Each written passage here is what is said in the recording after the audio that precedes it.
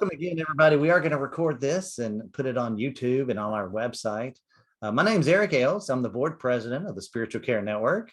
I also work at Starlite Recovery Center, and this is perfect. Starlite Recovery Center is a residential addiction treatment center, and we do have a faith-based program called The Journey. For more information on Starlite, please reach out or visit starliterecovery.com. Today, I am very pleased and excited to have a friend of mine that we've gone way back. In fact, early on in the Spiritual Care Network, we had a meeting every month in the Woodlands. And this is way before quarantine. I don't even remember how many years ago it was, but the Reverend Salvador Delmundo Jr. Works at the Menninger Clinic. And I think that's a great investment. What the Menninger Clinic does is having a chaplain to work with the clients and nurture the spirituality during the recovery process. And that's what it's all about. And he's going to do our webinar today. So let me just go ahead and jump right in and introduce the Reverend Salvador Delmundo Jr. Thank you, Eric. Again, thank you for this privilege and honor to be speaking before you this webinar. Yes, my name is Salvador Delmundo Jr. I'm going to be saying something about that shortly. I'm currently the Director for Chaplaincy Services here at the Menninger Clinic. I've been here since 2005. I am a board-certified chaplain. I have a advanced practice board-certification with the Spiritual Care Association. So should I go back to the webinar objectives, Eric? That's a great idea. Okay. So at this point, let me go back to the objectives so we are all on the same page from the start. I made mention of this earlier. The work of counseling primarily involves listening to stories, appreciating narratives as they are presented, and helping storytellers interpret and make sense of their lived experiences. As counselors, therapists, chaplains, we sift through these stories and helping our clients identify thought patterns, schemas that lead to problematic thinking that propels problematic behavior. I'm going to be drawing from 3 resources. I'm going to go back to this later. David Augsburg, Jung Lee, and Nathan and Kim. And for this presentation, we will discuss, explore, identify these 3 lenses that our clients, patients in my case, generally utilize as they frame significant events, identify primary characters, and weave their stories together in an attempt to make sense of their world. We will also look at different passages from the Gospel's discourse narratives where these lenses are employed and appreciate how they can help our clients, particularly those coming from the Christian faith tradition, create hopeful future stories. This is the term I borrowed from Andy Lester when he was supervising or rather consulting with chaplains back at when I was doing residency at St. Luke's Episcopal Hospital. Moving to the next slide, I'm going to be going through the webinar objectives at this point. We will be identifying, like I said, describing each lens and identify how these are reflected and revealed as our patients or clients share their stories, recognize significant people in their lives. We will also identify and illustrate implications from these lenses, where these lenses can be helpful and where they can hinder clients' framing of their past, present, and future stories. As I said earlier, we will locate passages from the New Testament discourse narratives and identify where these lenses are appropriated in helpful ways. Insights from these readings can strengthen our understanding of these concepts from a biblical perspective. Okay, so whenever I do this type of webinars, it feels like, well, I'm preaching to the choir. You probably have heard that yourself. This phrase was actually coined in the late 60s, early 70s, coming from the American evangelical culture, which can be traced back a century and a half earlier when English ministers, and by that I meant Christian ministers from England, who underscored the futility of preaching to the converted, persuading the persuaded, at least that's the term, convincing the convinced. The reason I started with that is that that is how I feel at the moment as I'm making this presentation before you. So um, probably much like a preacher would do this, at the risk of sounding redundant, if not a tad dramatic, I begin with by asking this question: how do you make sense of your world? How do you put together the stories you tell yourself and others? How do you put together other people's stories? How do you engage the people you know and the people you don't know? How do you frame your struggles? How do you begin to sort the dilemmas you encounter, the challenges confronting you? How do you make sense? Notice I'm not asking a why or a what question. I want to know how. What's fascinating about this is that whenever I ask how questions to the patients that come to my office, I meet and counsel, as soon as they begin to think, you know, um, how, this how questions and they begin to respond, it becomes apparent that they themselves at least are equally surprised by their answers. How questions have a way of increasing self-awareness, helping us connect the dots from how to why. This helps jumpstart our meaning-making process, which makes for what we would call reflection. This morning, I will introduce three lenses, frameworks that will outline or shape possible responses to the question I raised earlier. From this, I will draw from my experience as a practitioner. Okay, so as a hospital chaplain here at Menninger, I meet with patients individually for consult, for spiritual assessment, for spiritual counseling. Okay, um, I also lead groups. Me and my colleague, Chaplain Rebecca, we lead between the two of us 6 groups weekly. Okay, and these are psychoeducational groups. Grief transitions, grief journeys, values and meaning. We obviously incorporate spirituality here. And aside from that, obviously we meet with a interdisciplinary team as often as needed. I also, as director of the small department, I also oversee the work of 3 contract clergies. I like telling people I have a Catholic priest, a rabbi, and a Buddhist monk working with me. And no, I don't have a punchline. Okay. So, as a practitioner, I have met people with various degrees of struggling, hearing people tell me their stories, describing to me their allies, those who give them support, as well as the antagonists, the villains in their lives, as well as their hopes and dreams. As I said earlier, as a practitioner, I also draw from my interest in the social sciences.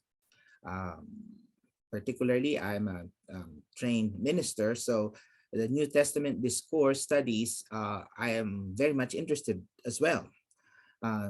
These other disciplines like sociology and anthropology help me in my work. My personal study is leading me to look at this dynamic interplay of these 3 components, language, people, society, that make up the situational context behind the texts of the New Testament. Let me go to the next slide.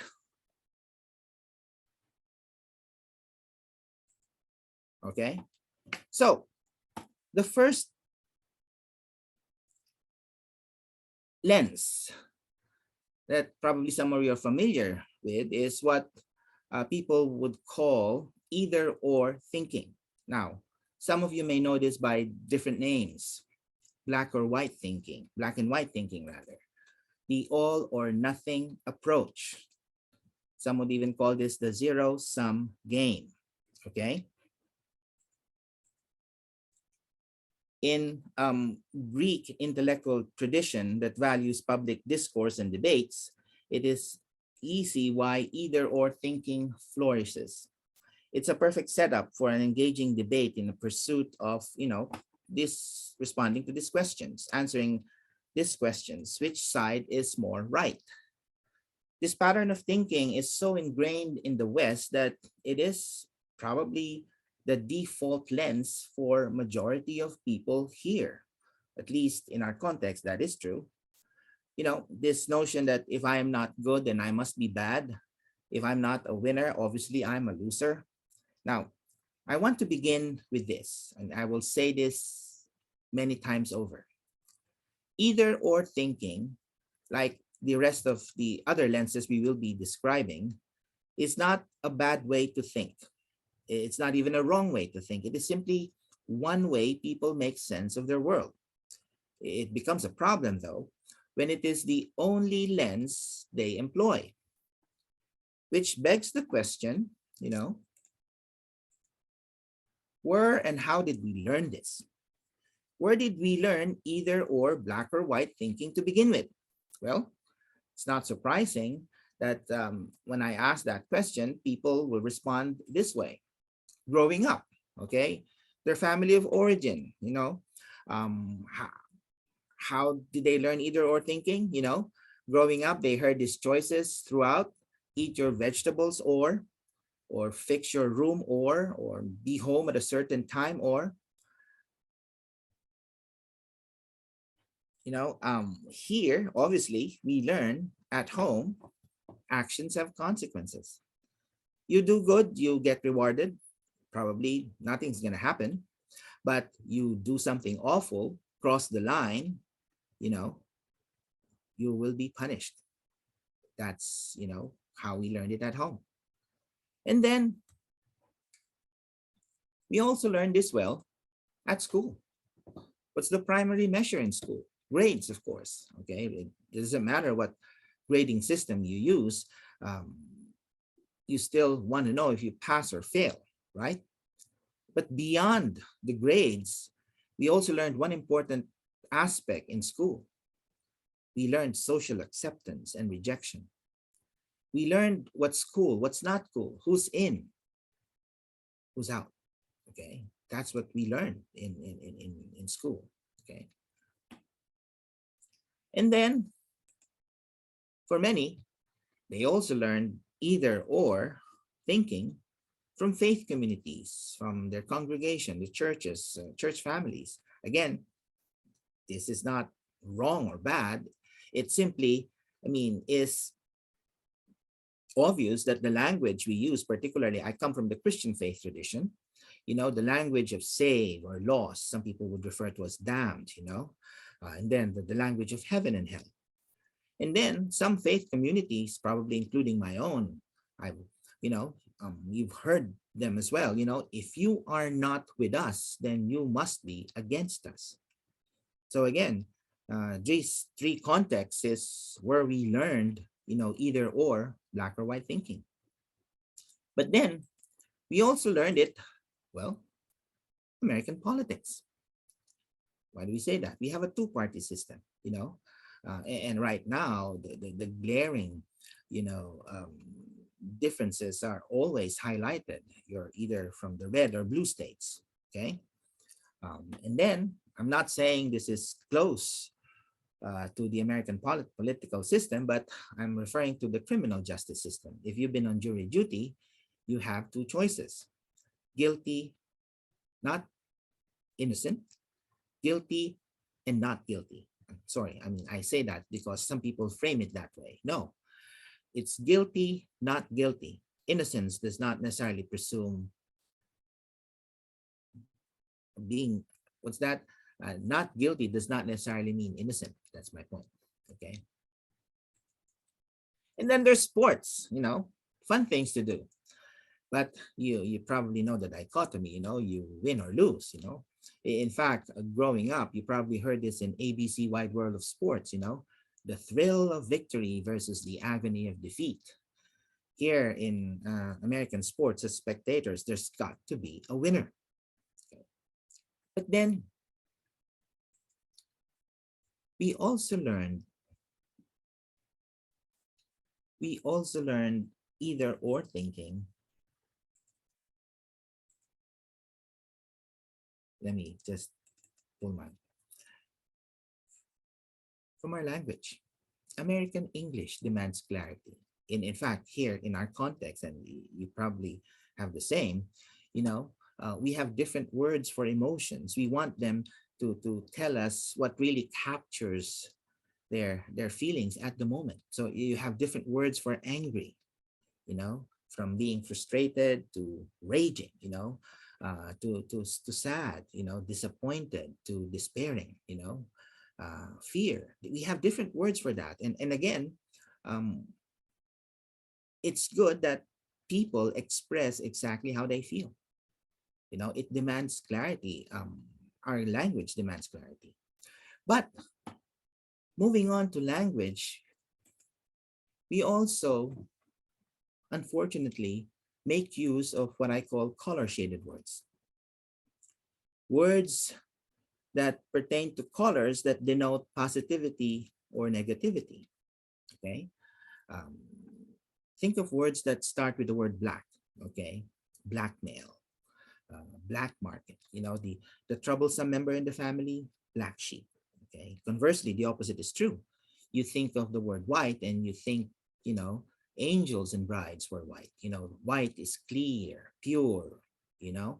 Um, and then we have this white knight, Interestingly enough, when I use this do this in groups, I tell them, we don't want people who lie, but white lies kind of is different, right? It's no wonder then that we learned either or thinking too well. In fact, we're going to go now here. Jesus made a number of either or statements himself.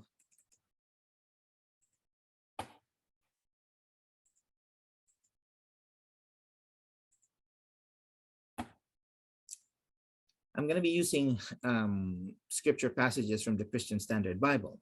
Lord, Thomas said, we don't know where you're going. How can we know the way?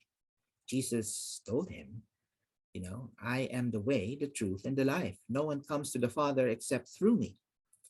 If you know me, you will also know my Father. From now on, you do know him and have seen him. Okay, that's very clear statement. Let me just go through my notes here quickly. Here in this passage, Jesus makes an either or, no doubt statement about his position and role in God's redemptive story. I'm the only shot you've got, he's essentially saying. We like choices, yes, but when it comes to our redemption, Jesus doesn't give us any. The gospel is an exclusive message in an inclusive world, and we're called to share that exclusive Jesus with others. Truth and exclusivity are not mutually exclusive, as Walter Martin notes in his seminal work, The Kingdom of Cults. Truth, by definition, is exclusive. If truth were all inclusive, then nothing would be false. When people are struggling with addiction, be it alcohol or substance abuse or pornography or other similar forms, the only course of action that yields the highest success rate or recovery is sobriety. Many times people will insist that they can manage it. It just won't work. Moreover, beyond redemption, we are also called to a life of discipleship that require either or choices. Moving to the next slide.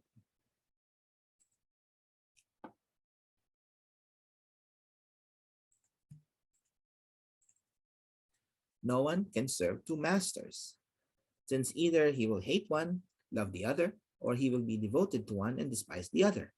You cannot serve both God and money. Embedded at the heart of the Sermon on the Mount, Christ teaches us that no one can serve two masters, for either he will hate the other, or he will hate the one and love the other, or he will be devoted to the one and despise the other. You cannot serve God and money. Other versions use the term mammon, pejorative that was used to describe gluttony or excessive materialism or greed or any unjust worldly gain. In these words, Jesus confronts us with an either or choice. The either or dilemma usually means that we have two starkly different choices before us, and also that stakes are quite high in making that choice. Either we choose the one or we choose the other, and the consequences of this are far reaching. We could actually say that in this teaching of Christ, we encounter an ultimate either or choice because, on the one hand, we have the choice of God, and for Jesus, that is the living God revealed in the scriptures and human experience. And on the other hand, we have the choice of worldly wealth. The connotation being that this wealth is gained by obsessive pursuit, that at the cost of a meaningful relationship with God.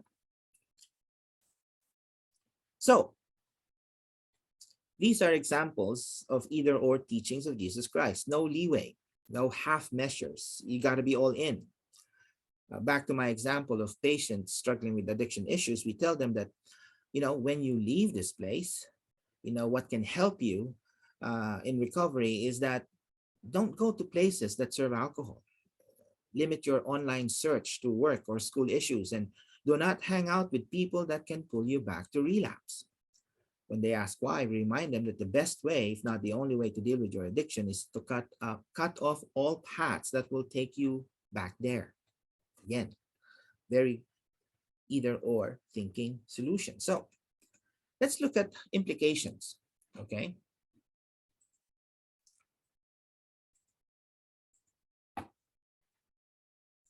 There is a place for either or thinking. There are times when definitive answers are warranted, times when we need clear, straightforward solution, a clear direction.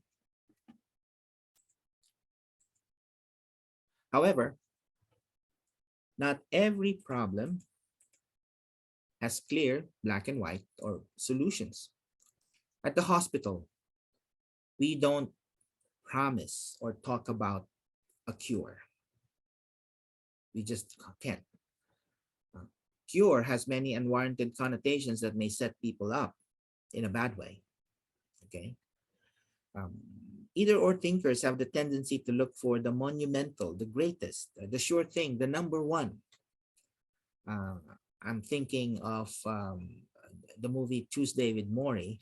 If you've seen the movie or read the book, there was one scene where I think there was the basketball game, and everyone and Maury was there, and everyone was cheering, we are number one. And then there was a lull for whatever reason, and Maury stood up and said, for everyone to hear, what's wrong with being number two? Okay, something that we probably need to ask ourselves.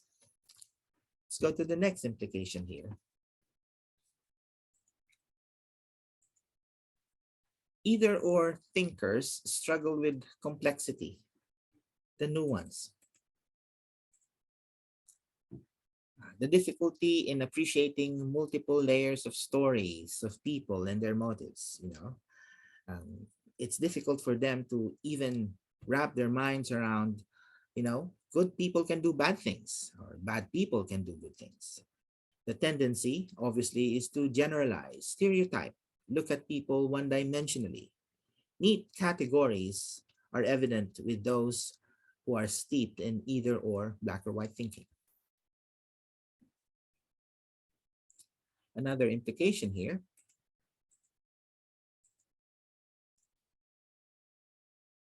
Either or thinkers struggle with liminal spaces. I'm sure, when we talk about liminal space, this is, that space where people find themselves in between process, they struggle with process, they struggle with transitions. More often I tell patients coming here that in their journey, hopefully they are not where they have been. However, they are still not where they want to be. We find ourselves in varying degrees of transitions, and process is what happens in between. For either or thinkers, they struggle with process because, well, it takes time. Process, you face the unknown. Okay, which makes me go back here. Oops. When clients encounter the unknown, I'm sorry about that, they already think it's bad, when it's simply the unknown. So we have either or as one of the lenses. Okay.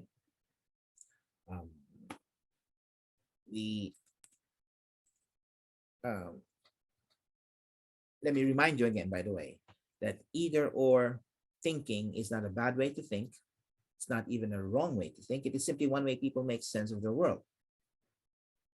It becomes a problem, I said earlier, if this is the only lens we or people employ. Now, not all teachings of Christ are this way, however. Some of the most profound lessons were taught in, well, what's the next one? Both and thinking. Both and thinking as a philosophical construct is predominant in most Asian countries.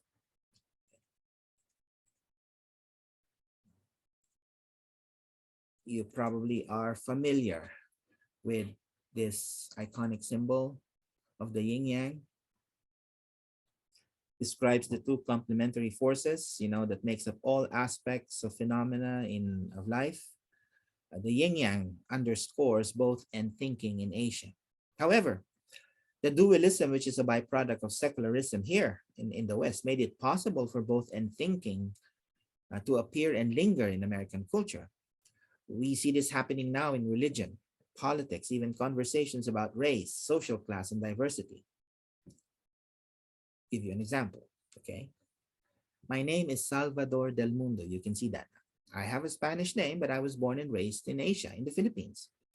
In the Asian market where we go to here in Houston, probably because of how I look and how I look to people, sometimes they ask me, strike up conversation to me in Chinese, or I don't know how to speak Chinese. Other than that, anywhere else in Houston, probably again because of how I look, and whenever I show my driver's license or present my credit card, people begin talking to me in Spanish. This never fails. On occasions when I introduce myself for the first time, some of you may have had this experience, people ask me, where are you from? This is a question typically asked of those with, in research construct, it's called hyphenated identities, like Asian Americans, African Americans, Mexican Americans, and so on. When I am asked this question, people are not really asking where I live in Houston, right? Anyway, I think both and thinking is better explained in the context of a story. In Asia, much like any other narrative cultures, life lessons are gleaned from oral tradition, life stories. This is what I'm going to be describing is a both and story that I probably heard for the first time when I was like 6 or 7 years old. There are a number of versions of this story, but this is the one I'm telling you is the one that impressed on me the most. Okay.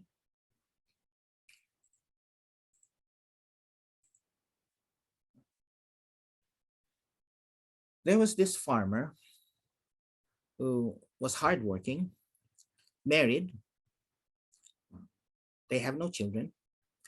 And in their home lived their blind, widowed mother. They all live in one roof. Alas, famine has come to the village. But as always, the farmer, working hard, never cursed, always took time to pray to the spirit of his ancestors. One morning, as he was tending the farm, he saw a woman walking toward him. He stopped, or rather, the woman stopped, began engaging him in conversation. The woman said, I was sent by the spirit of your ancestors to tell you that they are pleased with your life and that they have decided to grant you one thing that your heart desires. Think about it today. Tomorrow, I will come back at dawn to hear from you that one thing that your heart desires, and I will bring it to pass. He went on, told this to his wife and mother, probably to his mother first and the wife. Them being Asians, they usually do that. The wife said, that, or rather, the mother said, I'm sorry. The mother said, blind and widowed, you know that you are my only child, and before I die, I would like to see your face again. The wife, however, said, I would like to have a child. Someone who will look after us when we are old, someone who will take care of us just as we are taking care of your mother. Probably an Asian thought, but then again, that's not really true.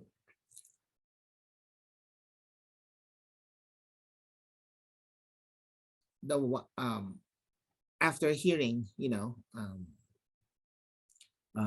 both mother and wife, is the farmer thinks, I would like for my farm to yield enough rice and vegetables this harvest, particularly this is famine season. So eventually, the following morning, he was already at the farm when the woman reappeared. Pray, tell me, she said, what is that one thing that your heart desires, and let me bring it to pass? The farmer looked at the woman and said, there is one thing that I really want. He went on and said, I would like for my mother to see her three grandchildren around our dinner table enjoying the bountiful harvest year after year after year. Some of you probably may chuckle, but on occasions I've had, people comment on that story. They tell me that's cheating, and then they refer this to the story of, the genie, and wishing for more wishes is not allowed. Okay, but let's look at this story. It's simply this. The reason why it's a both end story is that both end thinkers are not bound to one solution when they look at their problems. What's good in A? What's good in B? What's good in C? How can I add them together? Either or thinkers, you know, think this way. I've read this one time, they're ordering their food, the either or thinkers would think, what's for appetizer? What's for soup or salad? What about the chicken dish or the meat dish? Seafood, perhaps? Both end thinkers, will probably say, let's do hot pot. A lifetime of evangelical thinking has primed many of us for either or questions, breeding a deep distrust for both end propositions. After all, we just read earlier, one of the distinguishing features of Christianity that is its insistence that there is only one way to God. A wariness of pluralistic worldviews is completely warranted. But if we're not careful, that insistence can mutate into creating artificial schisms that fly in the face of God, who desires to make us whole in radical ways. When we fall into false dualities, we end up arguing over whether the gospel is concerned with social justice or simply proclaiming the word. We believe our theology must emphasize either the free gift of grace or a call to holy living. In a myriad of areas, we polarize, dichotomize, or greatly minimize the life God has for us. So, moving on to the next slide, we're going to be looking at some passages here.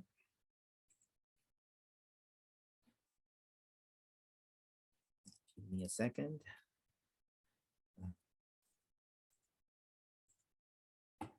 When the Pharisees heard that Jesus had silenced the Sadducees, they came together. One of them, an expert of the law, asked a question to test him. Teacher, which command in the law is the greatest?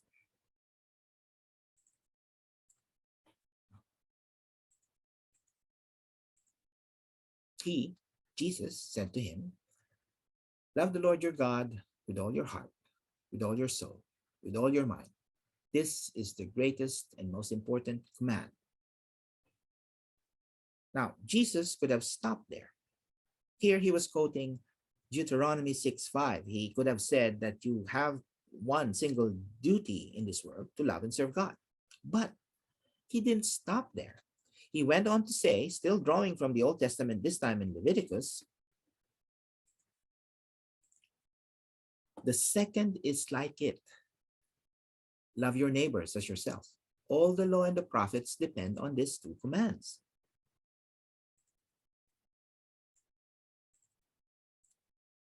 The Pharisee was asking an either or question with the motive of putting Jesus on the spot, probably to embarrass him.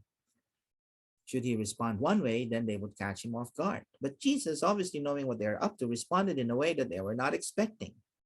A both and answer.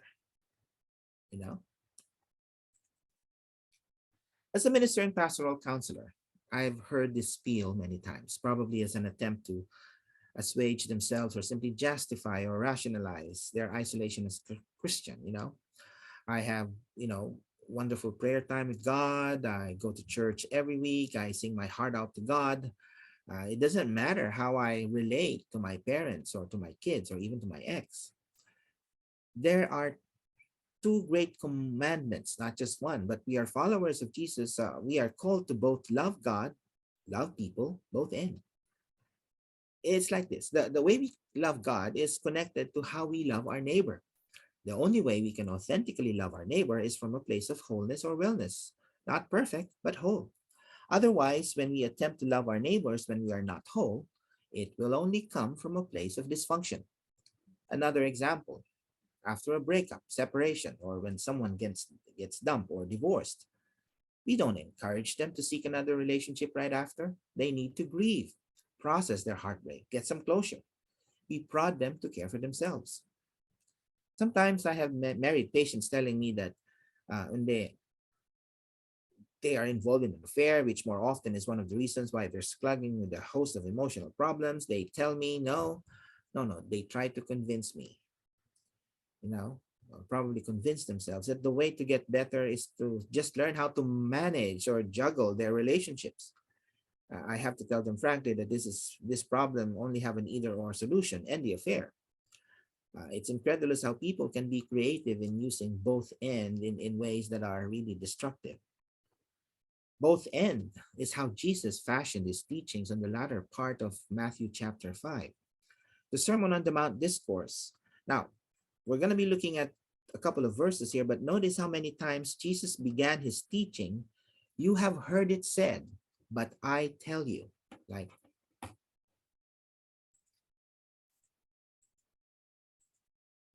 regarding murder, you have heard it said that it was said to our ancestors, do not murder, or whoever murders will be subject to judgment. But I tell you, everyone who is angry with his brother or sister will be subject to judgment. Whoever insults his brother or sister will be subject to the court. Whoever says, you fool, will be subject to hellfire. The next one. You have heard it said, do not commit adultery. But I tell you, everyone who looks at a woman lustfully has already committed adultery with her heart. The next one. You have heard it said, love your neighbor and hate your enemy. But I tell you, love your enemies and pray for those who persecute you, so that you may be children of your Father in heaven. Let me just pull my notes here.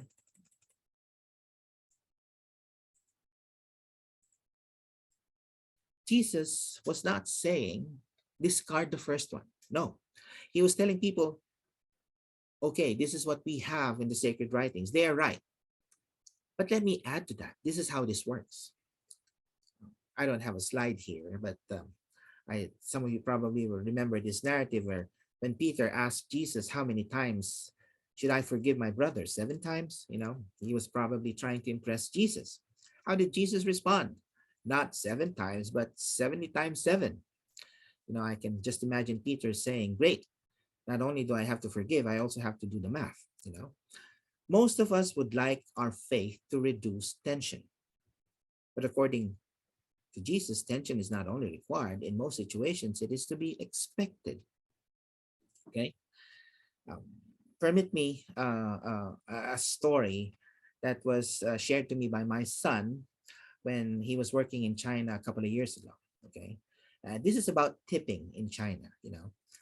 Josh, my son, learned tipping as expected in America, sadly. This is how we do things here when we dine at restaurants. In fact, when he was in College Station, he had friends who work in restaurants primarily for tips. You know, they get paid like less than $2 an hour, but they rely heavily on tipping customers for the bulk of their compensation.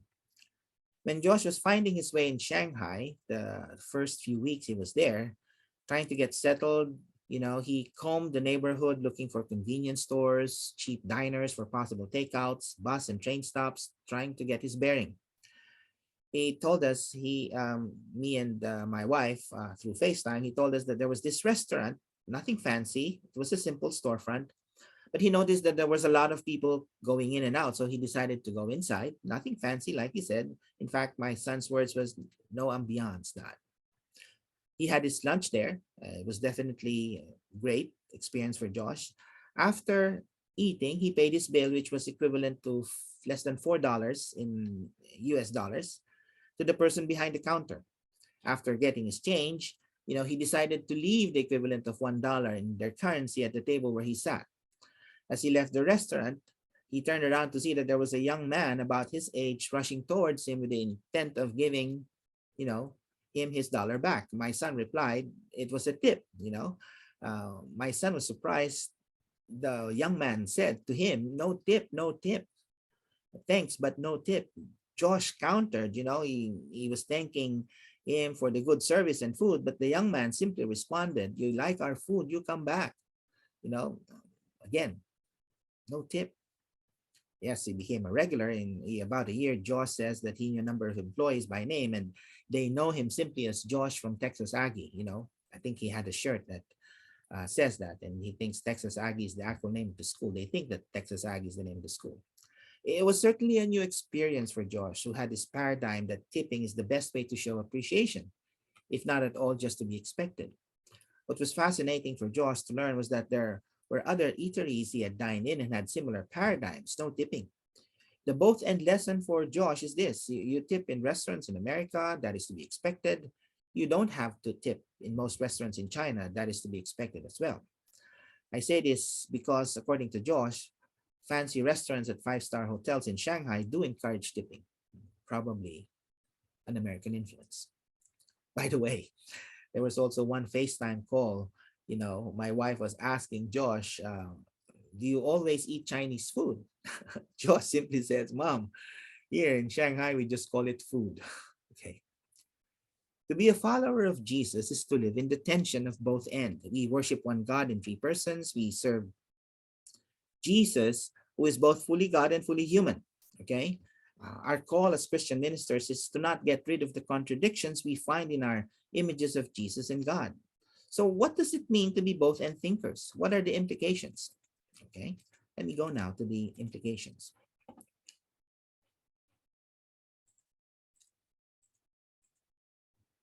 Both end thinkers have easier time acknowledging complexity. They can see people are more than one category and that stories are multi-layered. They can appreciate that emotions are not as clear as we think they are. Sometimes we feel more than one emotion at the same time. And that is true, sad and happy during weddings, excited and anxious with a new job, angry and sad and probably relieved when relationships end. So again, we feel multiple emotions at the same time. Now, this is also fascinating with both end thinkers. They can embrace the paradox of their past, present, and future stories, including the seeming contradictions of character and virtues from others and for themselves. How do we explain this? Okay. Oh, do I have that? It's not showing. I don't know why it's not showing. I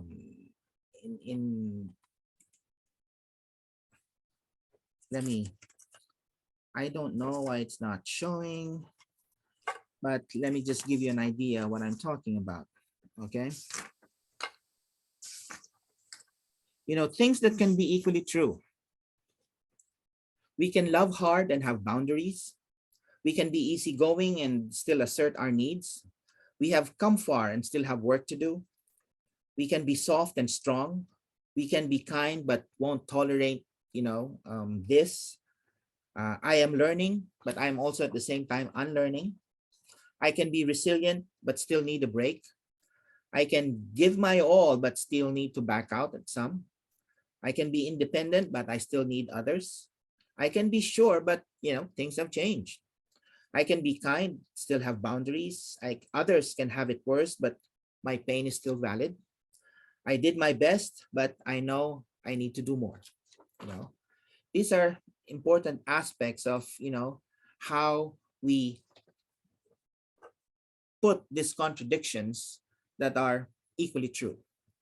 In the slides that I will be giving you in PDF, it's there. Okay, I'm sorry about that for some reason.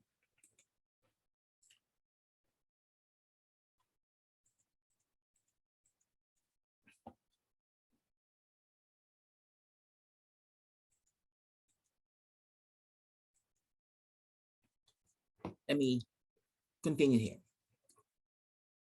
Both end thinkers appreciate and embrace trade-offs, concessions, finding the middle ground when seeking solutions and engaging problems. Okay.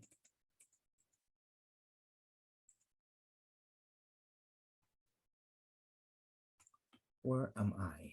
I'm missing something here. Okay. So next month, April, my wife and I will be celebrating our 34th wedding anniversary. And I'm sure this is true for most married couples, but we wouldn't have lasted this long without trade-offs, concessions, or finding middle ground. Now, after this, let's talk about the dark side of both ends. Both end thinkers tend to hedge or evade making decisions when available options are not appealing. They can become comfortable with status quo or when they find themselves in an impasse. Okay.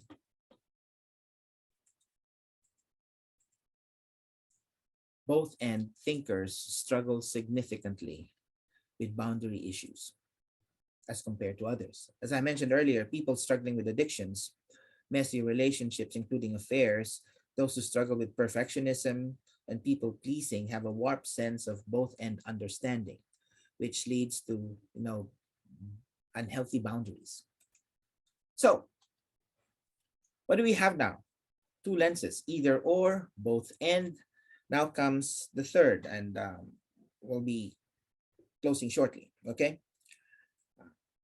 We have neither nor thinking.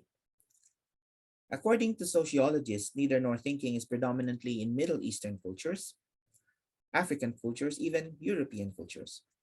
Like both and thinking, neither nor lessons are gleaned from stories passed on from oral tradition. So this brief story I will share is included in David Augsburger's book, Conflict Mediation Across Cultures. This is a neither nor story. There was a man walking through the village when he realized he lost 3 coins. Began searching for it, could not find it.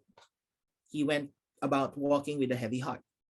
He encountered another person jumping for joy, excited.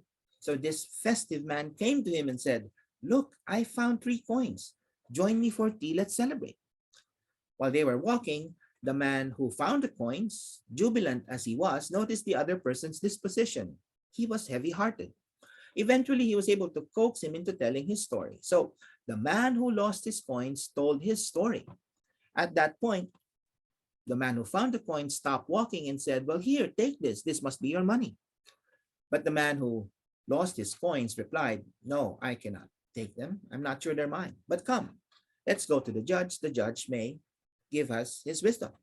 They went to this judge. The judge told us, they told the story to the judge, one losing the coins and one finding the coins. At this point, the judge looked at the person who found the coins and said, "Place the 3 coins on this table." The man did as was told. At that point, the judge produced 1 coin from his pocket, placed it on the table with the rest of the coins. Then looking at both persons, he said, "Now I want you to divide the 4 coins equally between the 2 of you. My judgment is this. Today, we all lost 1 coin each. Go in peace." Why is this a neither nor story? Well, first, the judge could have gone the either or route, and simply said, "You found the coins, give it to the person who lost the coins, end of story."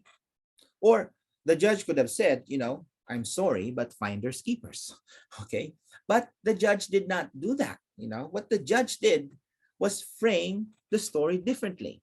Instead of framing it as who gets to keep the coins, who gets to lose it, he framed it, how much of a hit, how much of a loss can we all 3 take? The answer, 1 coin. Why is this a neither nor story? Because sometimes the most obvious solution is not the best solution after all. In our desperation to find answers to our problems, we tend to grab the most obvious, not thinking through if they are the best. Now, I'm not a psychiatrist, but Over the years, I've known something about psychopharmacology. It's a complex approach, no doubt. But, sometimes a patient will demand or request, probably demand the psychiatrist to prescribe them the same medication that patient A is having because apparently it's working for patient A. They want that. The assumption is that, well, this will work for them. That is rarely the case. But the best question to ask ourselves when we are looking for possible solutions to our problems is usually the last question we ask ourselves, if at all we ask them to begin with. What is this question? What am I missing here? What am I missing here? I will come back to this shortly. I'm just going to be looking at some passages here in scripture about neither nor thinking. As he was passing by, Jesus saw a man blind from birth. His disciples asked him, Rabbi, who sinned, this man or his parents, that he was born blind? Neither this man nor his parents sinned, Jesus answered. This came about so that God's works might be displayed on him.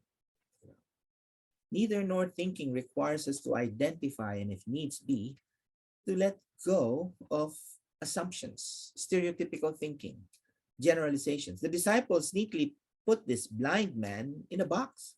That was their paradigm. Apparently, this is how they think, This person is born blind.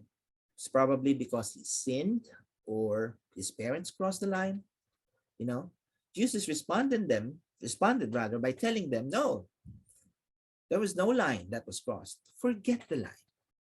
The disciples were putting the blind man in a neat box. You probably heard the expression thinking outside the box. But Jesus was pointing out, I'm not asking you to think outside the box. I'm telling you, there is no box. That's neither nor thinking. And of course, some of us are probably more familiar with this than others. Jesus was talking to Nicodemus, in one point of their conversation, truly I tell you, unless someone is born again, he cannot see the kingdom of God. How can anyone be born when he is old? Nicodemus asked. Can he enter his mother's womb the second time and be born? Nicodemus, even with his earnest heart, was still your typical either or thinking Pharisee. Jesus answered, truly I tell you, unless someone is born again, born of water and spirit, he cannot enter the kingdom of God. Jesus' reply to Nicodemus shatters the Jewish assumption that their racial identity, their old birth, assure them a place in God's kingdom. Jesus makes it plain that a person's first birth does not assure that person the kingdom. Only by being born again gives this assurance. Jesus was introducing a new idea, a new paradigm. Salvation has nothing to do with genes. This was a completely new way of thinking, a new way of looking at salvation, particularly for the Jews. Salvation is not one we can work for ourselves. This is neither nor at its best. In 2005, Stephen Levitt and Stephen Dunbar wrote a funny but profoundly insightful book called Freakonomics. Some of you are familiar with it. They followed up with Super Freakonomics 2009, both bestsellers. They now have, I think, 4 books in the series. But these books underscore one important aspect in critical thinking that we don't typically consider: how to see and think past the obvious. Let's admit it. I will. I don't do this often. My default thinking, I don't do this. In fact, people who knows me will tell you, I take things at face value. I take people at face value. I trust easy. That's a virtue, but it can also be, a curse. It's not without its challenges. On the other hand, I find that people who work in fields or disciplines that involve evaluating other people tend to think this way. People in law enforcement whose jobs involves looking at credentials, like evaluating for permits, licenses, certifications, handing out visas, for instance, or doing some sort of investigative work about people. They start with a healthy dose of skepticism, apply critical thinking into their work, but when they are stressed or nearing burnout, they turn into unyielding neither nor thinkers. They come to work this time thinking that all people lie or hide something and their job is primarily to pry it out of them. I'm saying this, of course, with a wry smile. The irony here is obviously, as therapists and counselors, we can also fall into this trap. In fact, we've had patients who've been there and done that. On the dark side, neither nor thinkers tend to think this way. They get past the obvious quicker than either or both end thinkers do. When they share their present stories, they present their contradictions. Yes, they will admit to their motives. Yes, but they are also too quick to rationalize about it. They are able to weave stories, narratives that would convince anyone, including themselves probably, that their situation is not typical and that their struggles are only a byproduct of their circumstances. We have clients, patients whose physical health is deteriorating, whose um, relationships imploding, their career and business, going to flames. And yet they will try to convince others, perhaps themselves, that no, they have no alcohol problems, they are not junkies, or their gambling issue is simply blown out of proportion. Occasionally, in fact, you hear them say, I don't belong here. I'm not really an addict, or I don't have mental issues. Or again, verbatim, I'm not like them. It's also not far fetched when they think that people are conspiring against them. They read between the lines when there's nothing there.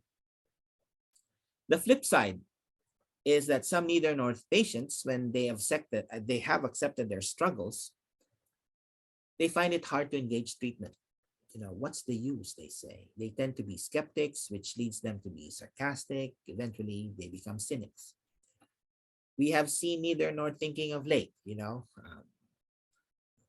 We have them in our politics, religion, social issues.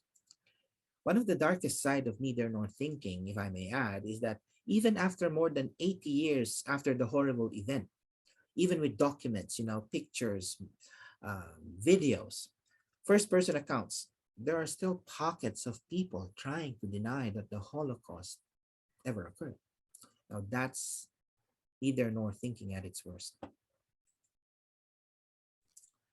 Hey, this Let me is just, great information, Salvador, and want to be respectful of time. We're coming up to the top of the hour, but I know you have some good thoughts to conclude, so I just wanted to let you know we're about at 11 o'clock. So. yes, let me just go through this neither nor implications, okay, quickly. Neither nors can be creative, imagining hopeful future stories. They can be pragmatic, which is the best approach that appeals to them, okay? Neither nor thinkers can navigate liminal spaces, the one that I told about. They're friendly to intuition. And even as they're identifying weighing possible consequences, they tend to have inner optimism that self-encourages. Neither nor thinkers also mask their vulnerabilities with thick walls of suspicion and cynicism. You have to be creative to get past these walls. So, let me just conclude. What did we learn? Either or thinking, both and thinking, neither nor. As I've said earlier, not one of this is better than the other. These lenses are helpful to be able to, help us connect the stories, reflect on them and see, how they're doing this. And sometimes they are surprised. But more importantly, when we know where they're coming from as far as connecting these stories, they have a way of, again, beginning to imagine a hopeful future story for them. At this point, I apologize for extending. Eric, I give it back to you. Oh, that's great information. I wish we did have more time. We could probably keep going for another hour or so, but we might get in trouble. Fair enough. Fair enough. Again, if you have any questions, you can email them to me. I will try my best to promptly respond to them. Awesome. Well, we appreciate you speaking today and all the work that you're doing at the Menninger Clinic. And we welcome you to speak again in the future because great information. And thank you, Darcel, for helping behind the scenes as my co-host. And thanks to everybody for joining us for our March webinar. And we will be working on announcing the April speaker very soon. So look for that information on our Facebook page and on our email blast and all that kind of stuff. So once again, thank you for joining us. That's all we have today. Thank you. Thank you, Eric. Let me know how that went. Awesome. Thanks, Salvador. Okay. Bye-bye.